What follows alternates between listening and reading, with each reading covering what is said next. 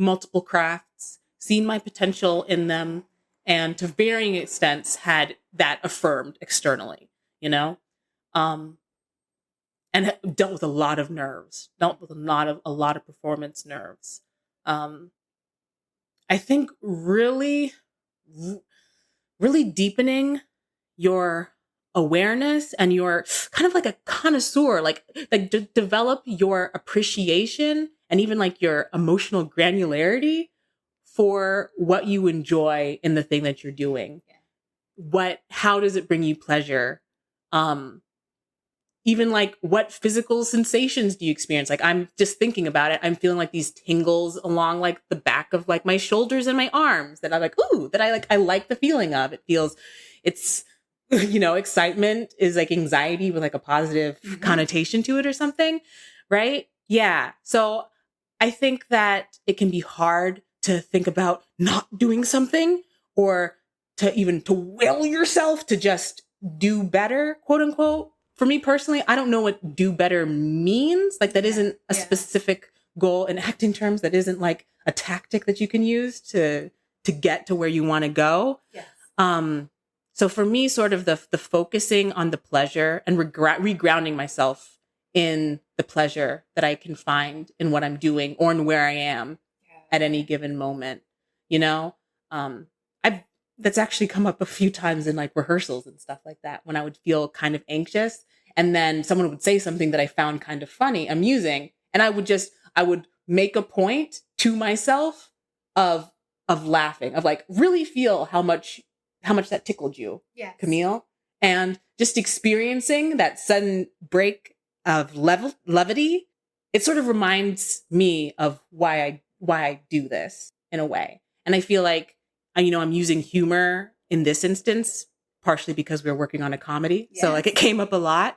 And I think it could be almost anything, figure out what specifically brings you joy and pleasure and get specific and develop as robust a vocabulary, verbal or not, to describe that as you would describing like your misery or your anxiety or your anger or like, whatever emotion you feel you're most comfortable with, So I hear, do it for love. Do it for how it makes you feel alive and in love with life and in love with your truth. And in the words of Denzel Washington, if you hang around the barber shop long enough, you're going to get a haircut. So I moved to the barber shop, and you mentioned how New York City is one of the most competitive places to act. However, it's the barber shop. Yeah. If you hang around the barber shop long enough, and if you make yourself vulnerable and available to people in production who need you like that, you're going to get a haircut. Yeah. Very true. Yeah, you got a haircut. That is the other side of that equation, that in my fear brain wasn't taking that into account, wasn't considering that. Yeah. Never underestimate the power of being in the right place at the right time with the right positive energy, and you can achieve anything, little creatives.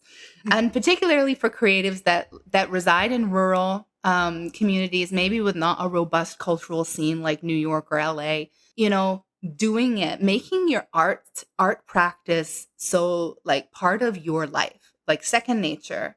That's the work. It's preparing you to succeed. It doesn't matter how many roles you get cast in. Like Bottom's dream was to perform for people and move them. And I don't want to spoil it, but he's able to achieve that eventually.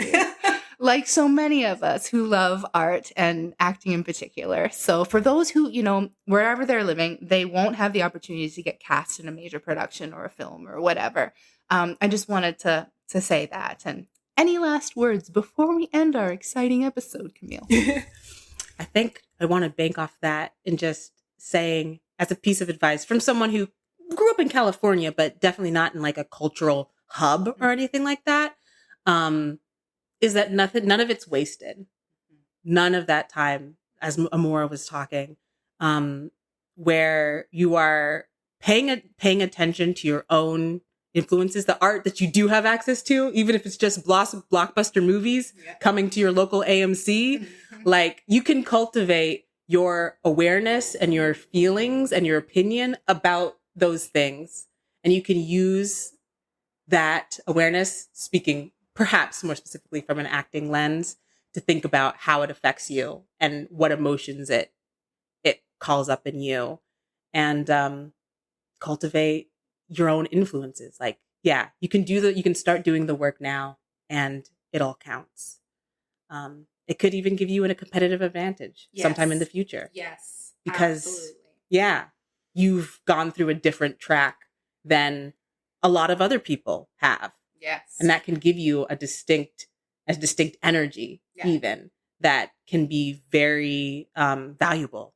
Yeah. You know? If you're prepared to fail in front of people, you're 3/4 of the way there. Mm-hmm. You know, getting comfortable failing is the best thing. And I know for me that a lot of being a professional therapist, it requires acting in some way for someone's healing, for someone's benefit, for someone's, therapeutic goals. So I just changed my target. Instead of helping someone heal, I'm like, let's entertain them. It's very similar. Anyway, thank you so much for coming in and chatting with me today, Camille. It's been an absolute pleasure. I can't wait to open with you tomorrow and show everyone our incredible love affair. Spectacular. It's spectacular. And thank you all for listening to another episode of Saturday Night Shrinking. I just wanna get to know ya. I guess I didn't quite think it through. I fell in love with the thought of you. Now I'm choked up, face down, burnt out.